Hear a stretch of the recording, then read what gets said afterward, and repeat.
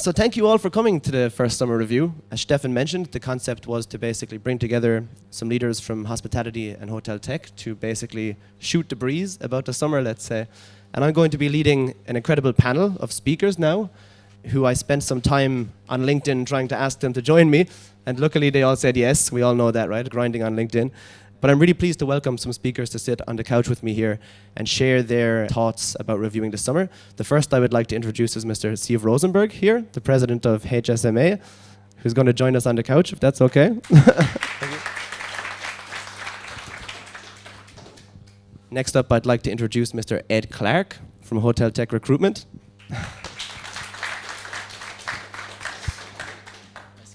Mr. Christian Rex, please join us, from Schloss Gut Liebenberg. And somebody I've known for quite some time but met for the first time today in person, Mrs. Rita Varga. Please join us as well. Okay. So to kick this off, I'd like to actually let you all do a quick introduction of who you are, what you're doing basically. If you want to start off, Steve. Yeah, my name is Zeev Rosenberg. I'm the general manager of the Hotel Der Stur in Berlin, and also until next week the president of the HSMA Deutschland. And yeah, I'm since some years now in Berlin. Went a few hotels and groups here in Berlin, and that's all. Nice, thank you. Ed? Hey guys, I'm Ed, which is short for Edouard. So founder of HotelTech Recruitment. It does what it says on the tin. The value that I bring is basically talent solutions and also facilitating third-party connections as well. Hi, I'm Christian. I'm the new general manager of Schloss Gut Liebenberg, north of Berlin. Started there 1st of July, and yeah, I'm a customer alliance friend, let's say, before they had customers. So thanks for having me. Hi, my name is Rita Varga. I'm originally from Hungary, but moved to Berlin in 2012, which is quite a while now if I count.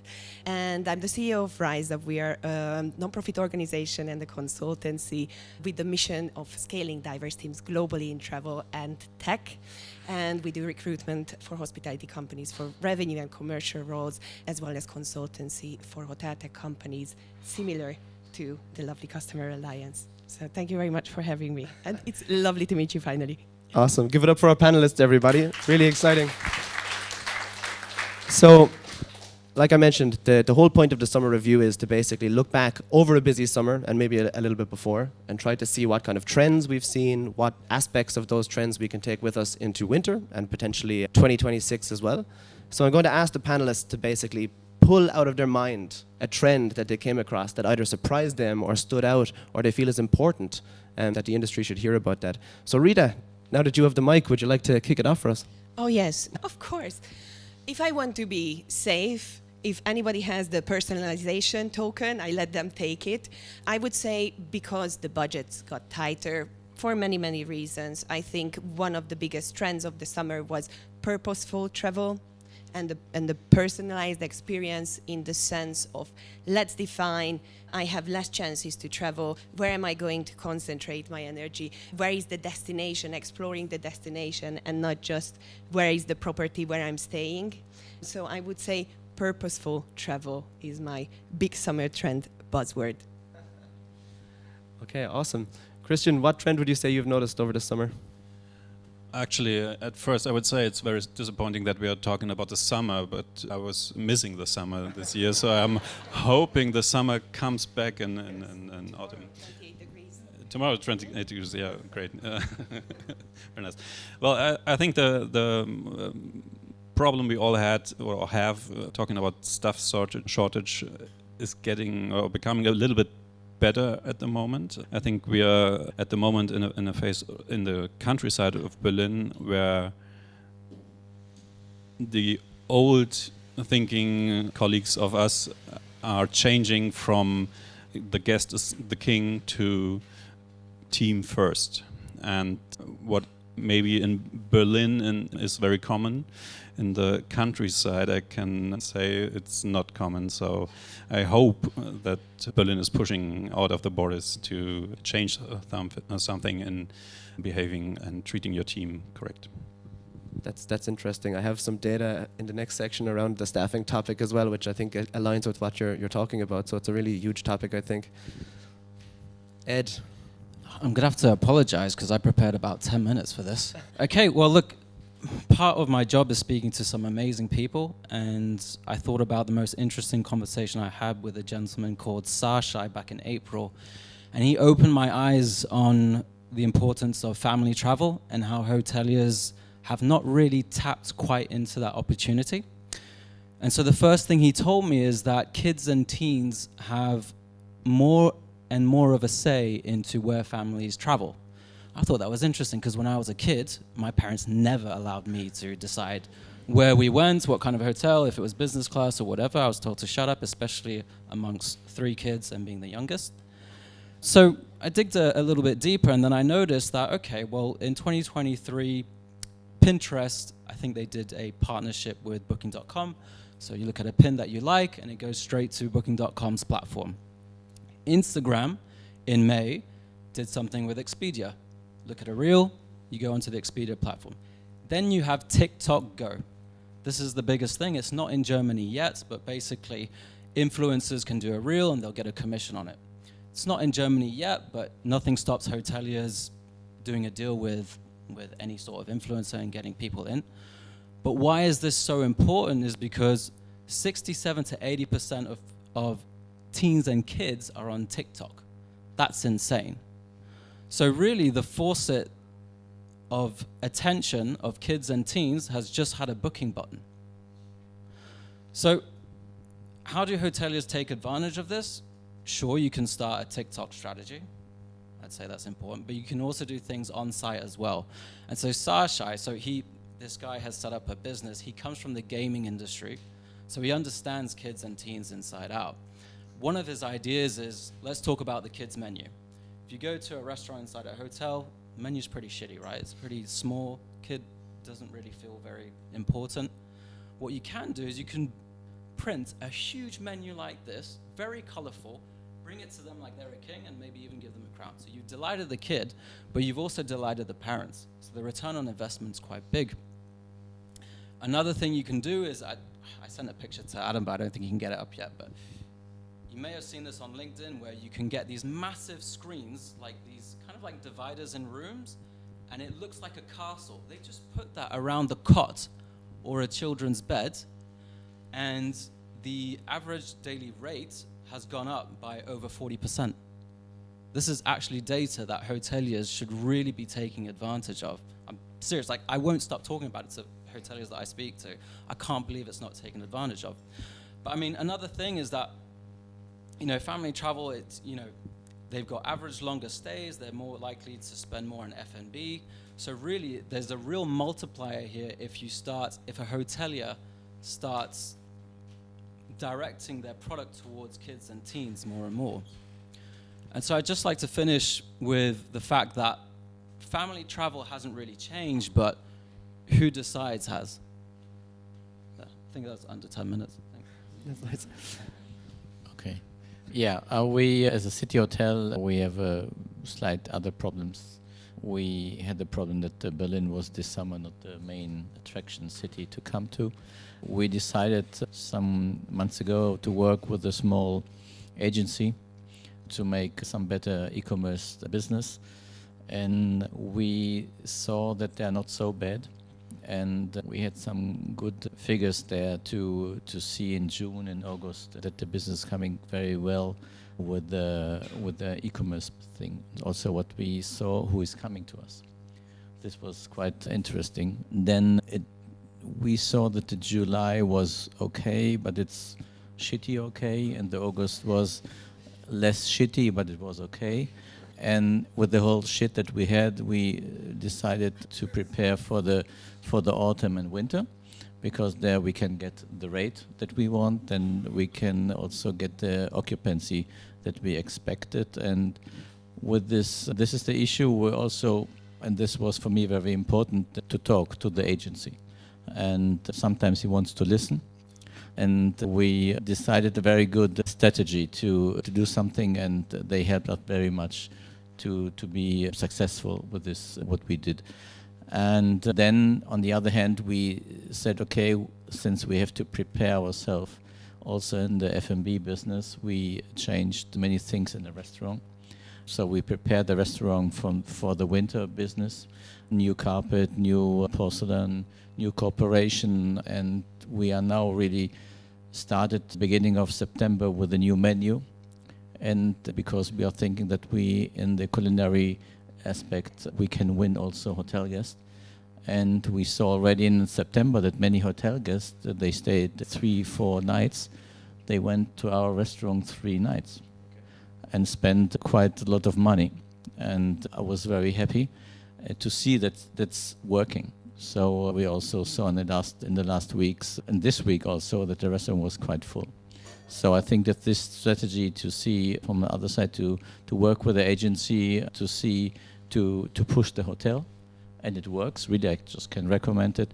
And on the other side, to see how can we push the hotel inside. We also renovated some rooms. One floor is now mostly completed, renovated, and the guests say, okay, it's quite nice now. And the employees, what's very important, they see that a change in the hotel. So we changed since November a lot of things, and I promised my employees to bring a change and make Stur great again, and we make Stur great again. And I think this is the main important, because what we have, I want to be longer than you. What we have is the name of the Stur is very good in the city. So if you go out and say, where are coming from where I come, say Stur, oh, this is a nice hotel, one of the nicest. So we now want again to bring the hotel there what it is, and I think we had a bit chance because the region is closed. Nobody knows what's with the Dome is happening now. So we want to be the winner of the winter. Can I ask you a quick question on that, actually? No. So you've listed like a number of changes that you made coming into the winter. What was like the driver behind those decisions? So was it based on, let's say, guest feedback, for example, or what was the decision-making process behind those changes? I can make it easy. It's me. No, no, it's true. No, we saw the hotel went in a stage that you have to do something. The competition is very hard, and many things that we started now, the hotel didn't do. So we started to work with the agency because we didn't have an agency. So then we understand, after really consulting work with them, that's, we have an opportunity to get more business. And we saw when it looked like a dog is here. Yeah. Does your dog bite? And then to see, wow, we are putting X euro in, we are getting, a lots of euro back. And then also the employees and also the marketing. So, it's going. You're right, Zeev. It's going. So, yeah, I'm right. And this time I'm right. And then we started. We started to change the restaurant to a new direction. We are now a French restaurant and not Mediterranean. And then we started to renovate the rooms. And then the people, also the employees, say, it's changing. And the guests are saying, we see a change. And the biggest change that what we did, we changed the breakfast. And many guests are coming and say, the breakfast is great. You changed something in the breakfast. And then also the employees are nice. They're really, you're coming in a hotel and you see that they have fun in the work. And everything's going on and on and on. And now we have a cooperation with KPM Porcelain. And it really helped us in the beginning also to explain why we are doing it. And that makes really fun, because I say all the time that the Stur is a private hotel. You have the privacy there. And this is our SOP. This is our USP. SOP. We are writing so many SOPs now. This is our USP that's for us. The people are coming to us. They want privacy, and this we try to explain everybody to say, this is how we can get guests for the restaurant and offshore for events. We have many events for this small hotel, huge. And then also we have the hotel guests that are coming in and they don't want to be recognized from Sunday, and this is also a big issue. Okay, well, thanks for sharing that. That's amazing. So in the next section of this panel, I've actually prepared some trends myself that I wanted to share and actually run this by our guests to see what they think about this. So for some context, our product team at Customer Alliance shared with me just under 1 million guest reviews over the last 12 months in the DACH region. So I had a lot of fun analyzing this to try and find some trends of what guests are talking about, right? And there's some pretty interesting data points I would share. I mean, I don't think it's a big surprise what I'm going to say, but some interesting topics that also the panel have already touched on. The first one, which is really surprising, is the impact of staff interactions on guest satisfaction. So when you look at this, let's say just under 1 million reviews over the last 12 months, the biggest driver of positive reviews is interactions with staff, right? I think it's quite apt because from the hotelier perspective and also the hotel tech perspective, we're kind of endeavoring to make it as, I don't want to say efficient, but as easy as possible for staff not to have to focus on, let's say, mundane tasks, so they can actually focus on guest experience, right? And the data shows that this is one of the most valuable drivers of satisfaction. So my question to the panel is, what would you recommend that hotels can do to, let's say, protect this, to make sure that staff are able to keep focusing on these interactions? We are people business. So if we are not working on the people, we will lose the guests. And it depends on which kind of hotel category you have. But I can just speak now for this kind, but I can also speak for another hotel group that changed to completely automatically check-in machines, that I heard that the guests are complaining. They want to see someone. They want to have a face. And with us, it's very important. We make schooling for the guests, for the employees, not for the guests. Yeah, for the guests that they behave better, but also for the employees that they know what they are doing. We did a lot of in the restaurant with champagne, with wine, with coffee, and also now with other ones to motivate them. Because the guests are, what I told before, if the guests see that the employees are in a good mood and they are smiling, they will come back. And you see also, if the colleagues they have a bad mood, you have it on the next day on a review. The employees haven't been nice, blah blah, and then you have to talk about this. But we try. We are not perfect, and we have to work. But we have a restaurant manager. He's great. He's 52, Adnan. I love this guy, because the guests are coming because of him in the restaurant. And this is the issue. The guests want also to see me working. They don't want to see my face, but they want to see that the manager is working in the hotel and he cares about it. And I think this is very important. They want to see us. They want to feel. We don't have to talk to them the whole time, but they want to be that we take care of them, and our employees and colleagues, they take care about the guests. And this is what really works, and this is so important, because this business, the people business that we have, and the people with us, they are paying 300, 500, 600, 700 euro per night. They don't want to have a machine, yeah. They want to have crazy people, but not a machine.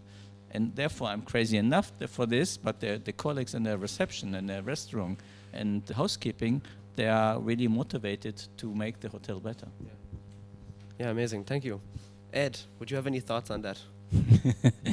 I've got anecdotal thoughts on that, on two different operating models. So I used to work for Numa, which is an apart hotel company, scale up, that are proud about having people only behind the scenes, not having receptionists. So a completely different operating model. And I also set up a Wondery, a hostel with my two co-founders over there. So different staff. So the way we thought about it in both companies was that you've got Maslow's hierarchy of needs, right? And one of them is respect, being, what's the word I'm looking for, and recognition. So obviously we can't really compete on price, but we can compete on these things. And what we decided to do was not just teach them how to do their job, but also in the one-on-ones figure out, okay, what do you want out of this job? We know you're not going to be here forever. Let's just cut the bullshit. We know you're not going to be here forever. You need to come out of here with something. What is that thing you want to come out with? Do you want more responsibility? Do you want to learn more systems? Do you want to have a hand at revenue management, finance? And then we would do that on the side. So they would have to do their job, and if they did well, then we would give them side gigs where they spent an hour or two and they learned something else. And this is So that and recognition when they do well helped us keep people longer than the average. And so that's just me drawing on my experience, and it's only two operating models that I know. I haven't worked in these type of hotels before where it's a completely different ball game. So that's my 2 cents. Awesome. Christian, you just moved into a new role actually recently in July, so it must have been interesting coming into, let's say, with a new group of staff and trying to also understand the best way to approach and manage those expectations. Would you have anything to add in terms of how you protect the importance of staff and make sure that they're, I suppose, giving their best and also that they're getting the most out of the experience as well? Yeah, absolutely. I fully agree with Zeev that happy team means happy guests. And changing my role in the summer from the most beautiful and digital hotel, Paulinhof, to the grey, non-digital world in northern Berlin was very hard for me, and is still very hard for me, and I'm very much fighting to get my team into a position where they can focus on the guest and be happy at work, and not to do stupid things every day. Of course. Thank you for that. Yeah, that's amazing. But would you also do you also see that I suppose the I don't want to say performance is probably the wrong word, but let's say that the interactions that the staff have with your guests is actually a huge driver of positive feedback, even if it's not like online feedback, even if it's just feedback in person that they say this, front desk manager was absolutely lovely, or the restaurant manager was lovely, for example. Do you actually see that impact from positive interactions with staff, that you see the guest is enjoying that? Yeah, absolutely. I mean, I have a very beautiful team, and they are very nice people, but they are focusing on stupid work. Okay. And stupid work every day, and so they do not have enough time for the guests. And that's very interesting, let's say. And yeah, I do my best to change it. Well, best of luck getting it ready. Rita, would you have something to add on that topic? Yes, so it's not a secret that I'm a huge fan of technology. And I think when someone says, oh, there is no technology for that, well, not yet. It's being born as the needs are growing. But sometimes we overthink about the usage of technology versus still the ongoing discussion.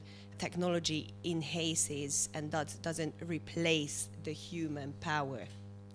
And I think this is also, so Muse is in-house and they are supporting, but this is actually how Muse was born, in the fact that with technology, they were able, at the hotel where Muse was born, to welcome guests, personally sit down with them and spend the experience with them and provide personalized service with them.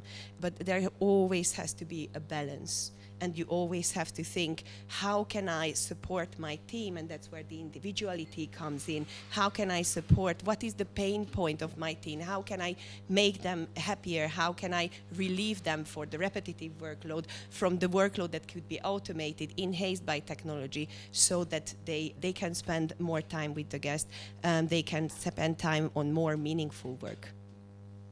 Let's say, because as much as you use technology, things like creativity, empathy, it can't be replaced by technology. One will never be replaced by technology. And just something to add. Christian said at the beginning that teamwork needs to be improved, but I think really one of the things that makes the industry unique is the teamwork that they do. And I also remember the last time where we met, it was still at the I-31, I-31, where I was talking to different staff, and Christina was there still, and everybody from the service people, etc., they were like, oh, it's my first day, and I'm so happy, I'm so excited.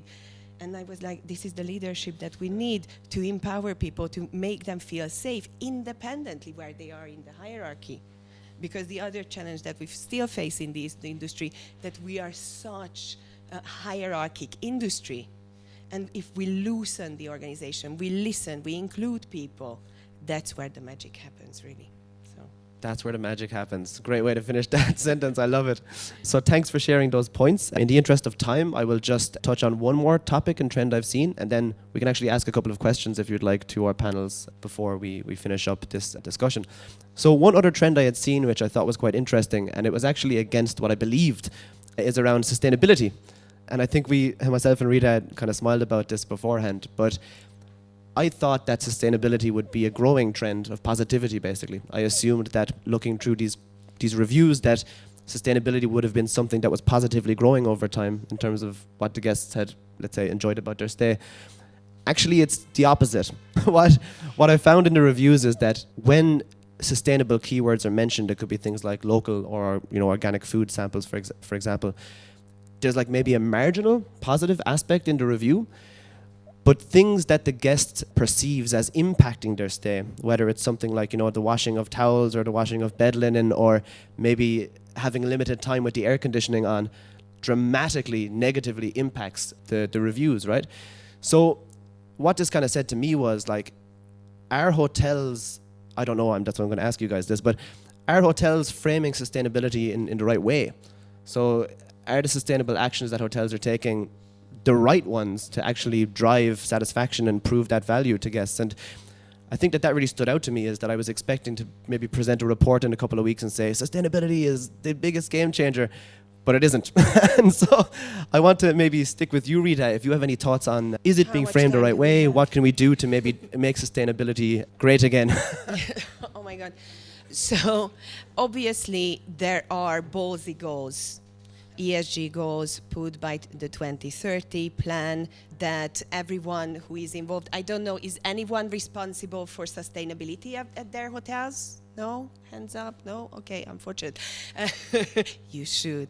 And the reason is, so there are ballsy goals and there are laws around it. The very recent one, EU accessibility law, is in place since June 2025. So everyone that is working with digital devices within the guest journey has to comply to the EU accessibility law, and it is part of sustainability, of course. But it has become a very much tick box exercise because of the laws within hotel operations, if anything, and also sometimes someone to step up or even nominated or hired for the role in sustainability is still missing in the hotels. It's different, of course, between segments, sizes of companies, etc., but that sort of basis is still missing, and it's still very much a tick box exercise. Now, we spoke about the team and what makes the magic. I think number one is sitting down together with the team to mark, okay, guys, what are the most important things within the area of sustainability that are important for you? Let's set up goals as a team, and let's work towards them. It doesn't have to be everything. You can pick a segment, but then you have a goal to work towards as a team already. And then one of the other things that we talked about, the most important thing, is communication. You have to communicate why you are doing certain changes within the hotel, because it's also true, another statistics, corporates are more likely, 30% more likely to close a contract with you if you are sustainability compliant. And GBTA, the Global Business Travel Association, has really good summaries and data on how to win the business. But at the same time, quite how you presented the results, I don't think sustainability should be on the cost of quality. It's just a change, it's just a shift. And these shifts need to be communicated. If I'm not changing your towels every day, of course it depends. Again, luxury segment is different, but come on, who is changing their towels every single day? I don't. I can't say a frequency. I'm sorry, but these are the things you expect because you are used to it, because you are traveling and you are changing towels every single day. But if you are actually just putting a label on, I'm not going to change the towels because these are the consequences if I'm washing it. And this is the type of communication that needs to happen between the hotel and the guests. Because it's quite controversial if you are winning more business because of sustainability, but then the expectations are on the cost of the business when they arrive actually at the hotel. So it's an interesting one. And anyone, I can speak ages about this, so welcome. Well, coming from the most beautiful and most sustainable hotel in Brandenburg, the Paulinov, I think not long ago everyone was talking about sustainability in hospitality, and everyone was like, when you're not sustainable, no one gonna book you. And thanks for the data. I was always saying I cannot see it. No one asked for it, and I don't think that it's so important in the event industry at the moment. Yes, it is very interesting and very important in finding new talents for hospitality, searching for new trainees. I think sustainability makes a very big impact. So be sustainable, find young professionals, and everything is prepared for the wave. The event bookers only booking sustainable locations is prepared. That's interesting, actually. So you think that this is a trend that is already here, or it's coming? That people who want to book events will only book somewhere that is provably sustainable, so to speak. I think it's coming, but it's a bit away. Far away. Okay, that's a really interesting aspect. Actually, I never thought about it from that angle. So not necessarily just staying in the hotel, but actually partaking in, let's say, events or other types of topics there as well. That's really cool. And thanks for sharing that. And of course, I can share some more data around that with you later as well. Ed, any thoughts on that? I'm going to stick my head on the line here. I think I agree with what Rita said, that I think it's a PR exercise. My bold prediction is I think it's going to become a niche. And the reason is, when I look at it from a real estate level, let's say you have an owner, typically it's from a family office. They don't care about sustainability. They care about return on investment. So when Numa was negotiating their lease deals, the owners didn't care about it at all. All they cared about was how much it was going to cost them to have their stuff taken over. It was other times as well, because it was just after COVID, so they were desperate to have people come in. They were desperate to have an operating model that was cheaper and that made more profit as well. But this is kind of what I see. I'm not saying that I agree with it. I think that the younger generations care more and more and more about it because of what's happening with global warming, et cetera, et cetera. But from what I see, the people in power, the people who own these places, they're looking at the costs. And if they can't see a very clear return on investment on that, or if they can't see that there's an operator that stands out as the people who are eco-friendly, et cetera, then from what I've seen, they're not going to go for it. Happy to be challenged, though. Thanks, Ed. Okay. I do not agree with you, because I have to be a bit different though. I think that many real estate developer, they need to improve the house for this sustainability, because the worth of the building is going up, and they have some things that they have to do. So sometimes it's not so easy. They put money there, and if you go outside from Germany, also they're doing it also quite well. So it's just the thing that the people invest also in sustainability of the building to achieve a more. If they want to sell the building, the value of the building must go up. They want to earn money, not to lose. If you're not doing anything and the sustainability issue is going up, they're losing money. But to your question, I think that the hype of the sustainability issue in the hotel, also gastronomic, is much too high. Because at the end of the day, the guests in the city, I don't know if it's in a village outside something else, they don't care. They don't care. I did the sustainability green key at Amano, and they're great property and good restaurants and everything, and the guests didn't care about sustainability. Really, they didn't even ask. They had the breakfast and then asked from where is the egg and from where is this sausage and from where is this. They just eat it. So so they don't care. And to think that the people will pay more for a breakfast or for a restaurant just because in a hotel, not in a normal restaurant. And if you're going to a restaurant, it's sustainability. They know it's okay. They can do it. But in a hotel, nobody cares. Really. And with us in our hotel, our breakfast cost 47 euro. I'm now many months there, even not one guest are coming from where are coming your eggs and where is the salmon from. They don't care. They want to eat. And this is the issue. And they don't care if the towels are washed in Berlin or in Poland. And also the guest will not, at the end of the day, it's a great issue, and we all want to be sustainability and to do and to make, and everything's great, really. But nobody wants to pay for it. So if you're going in a hotel, wellness hotel, that you have in Baden-Württemberg, in Brandenburg, or somewhere else, and it's great, and you have electricity from the cows, and this, and you have lucky and happy chicken on the way when you're going to the hotel. But the people come with the Porsche, you know, and they think, okay, it's great. I'm now in a sustainability hotel. I did everything good, but they're coming with the Porsche. And so, you know, it's the thing is really, and maybe it's not funny, but they don't care. And in Berlin, in our hotel, if they don't even ask from where is the soap from. Yeah, so you can make we want a local soap, we want local this, and we want this from where is the carpet, is it a green carpet, or no, it's coming from, don't want to make bad words now, but from somewhere it's coming. And I think that the issue is, and I think it's much more important, and then we're coming back to the employees.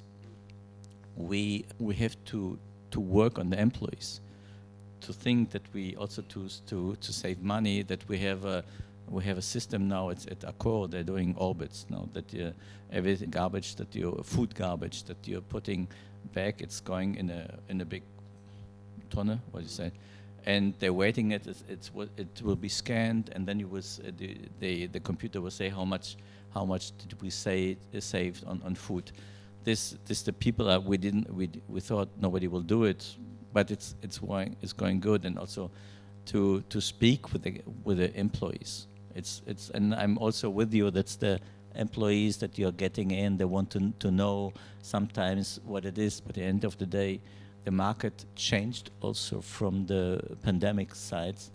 Now we have a lot of people that want to work, and it's easier to find workers. So they are not so that we want to work there. We do not want to work there. So this is the issue. But inside in the hotel we can do it, but the guests do not care.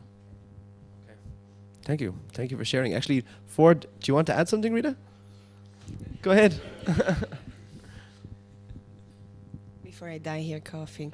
But so you spoke about the teams, and you spoke about guests don't care, but guest profiles as well, as much as team profiles, guest profiles are also changing, and their expectations. Probably it's, I mean, in the luxury segment right now, it's not.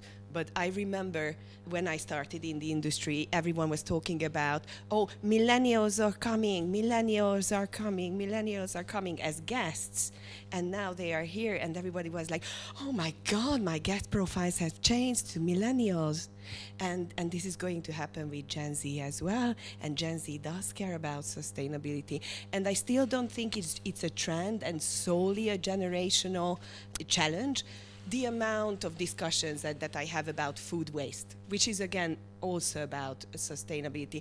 In fact, I sat last week at a conference with procurement leaders. It was all about procurement within hospitality, sat with the global supply chain director of Hilton, of Accor, of Marriott and Hyatt, and they all do care about sustainability, not from your own goodwill. It's because of compliance, and with procurement, it all comes with price dumping. How can I buy across the different departments to the cheapest price that complies with the sustainability regulations?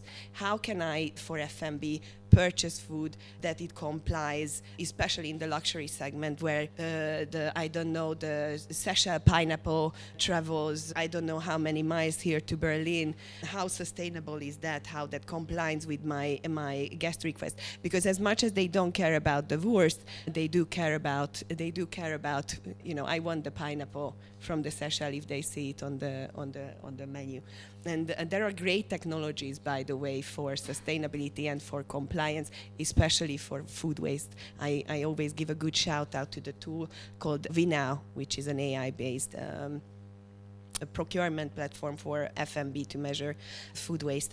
So there are basic rules and there are costs involved. And as much as we don't think it's changing, it is going to change. And we will have more and more and more conversations where we suddenly, again, maybe in 5-10 years are going to sit here just as 10 years ago, me as with the millennials, oh my God, they are here and they care, and what do we do? So better to think about it now, do measurements, set up groundwork before it becomes the real reality. Okay, perfect. Thank you. So sustainability is obviously a divisive topic, as you can see across the 4 panelists, all had very different reviews or opinions. But thank you so much for sharing, everybody. In the interest of time, because I did take a little bit too long, I would just ask, does anybody have a question for the panelists before we wrap it up? Any questions for any of the 4 here? No, okay, that means you explained everything pretty well. So we're going to take a short break, about 15 or 20 minute break before our next panel. So please have a drink at the bar here, and we'll have an amazing panel up next with our partners Muse Hotel Kit Busy Rooms, Luca from Customer Alliance, and then afterwards there'll be some food if anybody's hungry. So thanks, give a big thanks to our panelists for speaking. Thank you so much for coming. Cheers, thank you.